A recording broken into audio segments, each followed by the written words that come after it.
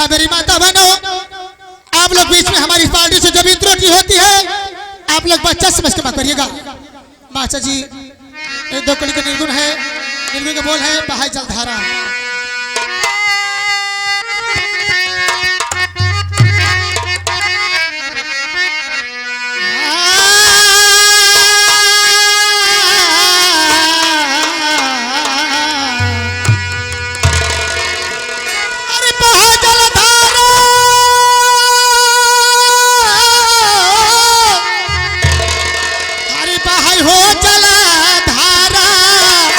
सतगुर नदी बहाई हो जला धारा, सतगुर नदी बहाई हो जला, ये सतगुर नदी बहाई हो जला धारा, सतगुर नदिया बहाई हो जला धारा।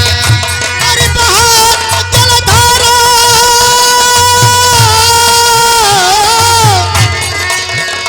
अरे बहाई जल धारा हो जला धारा, सतगुर नदी।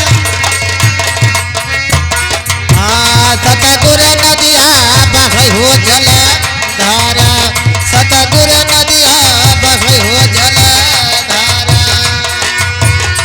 अरे माताऊ जी तरलियो पिताऊ जी तरलई हो, पिताऊ जी तरहल माता जी तरने हो पीतो जी तरने, अरे पीतो जी तरने। माताऊ जी तरलियो पिताऊ जी तरलई हो, पिताऊ जी तरहल माता जी तरने हो पीतो जी तरने, अरे पीतो जी तरने। अरे हमारे ये भागा,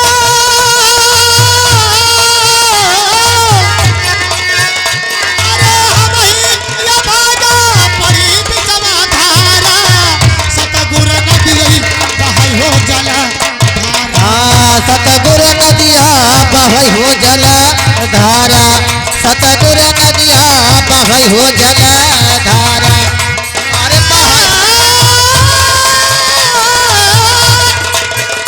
अरे बहा जल धारा, अरे बहाई हो जला धारा, सतगुर नदी सतगुर नदिया बहाई हो जला धारा, सतगुर नदिया बहाई हो जला धारा। अरे राम जी तरलई विष्णु जी तरलई हो, विष्णु जी तरहल राम जी तरने हो विष्णु जी तरने, अरे विष्णु जी तरने। राम जी तरने हो विष्णु जी तरने, अरे विष्णु जी तरने। राम जी तरलई विष्णु जी तरलई हो, विष्णु जी तरहल राम जी तरने हो विष्णु जी तरने, अरे विष्णु जी तरने। अरे हमारी ये भागा,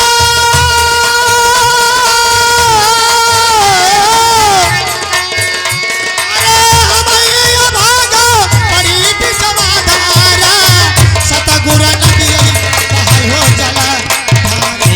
सतगुर नदिया बहाई हो जला धारा, सतगुर नदिया बहाई हो जला धारा। अरे बहाई हो जल धारा, ये बहाई हो जल धारा, सतगुर नदिया बहाई हो जला धारा, सतगुर नदिया बहाई हो जला